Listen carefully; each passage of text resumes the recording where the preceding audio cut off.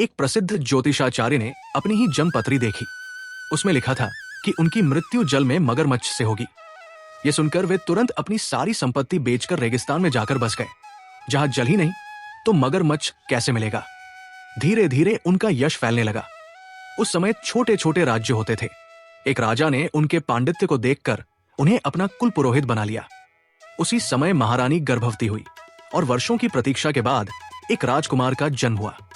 जब राजकुमार 12 वर्ष का हुआ तब प्रयाग में महाकुंभ का मेला आया।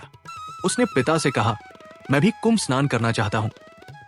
राजा ने आदेश दिया कि राजकुमार की पूरी व्यवस्था हो, लेकिन कुलपुरोहित ने हाथ जोड़कर कहा, महाराज, मैंने अपनी जन्मपत्री देखी है।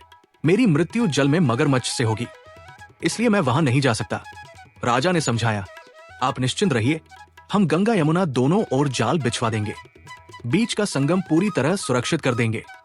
एक कीड़ा भी भीतर नहीं आएगा। आप क्यों भयभीत होते हैं? राजा रानी, राजकुमार और पूरा राज्य प्रातः 4 बजे संगम स्नान के लिए पहुंचे। वे सबने पंडित जी से आग्रह किया कि वे भी जल में आकर मंत्रोच्चार करें। पंडित जी बार बार मना करते रहे, मैं दूर से ही मंत्र बोल दूंगा पर जल में नहीं उतरूंगा।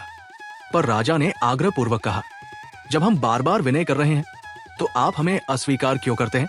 आखिरकार पंडित जी जैसे ही थोड़ा सा जल में उतरे, उसी क्षण एक विशाल मगरमच्छ प्रकट हुआ और उन्हें खींच कर ले गया। सब लोग देखते ही रह गए। भाग्य के लिखे से कोई नहीं बच सकता, इसलिए भयभीत होने के बजाय ईश्वर का नाम जपना ही जीवन का सार है।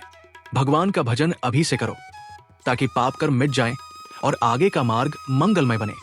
भगवान के नाम का संकीर्तन सब पापों का नाश कर देता है।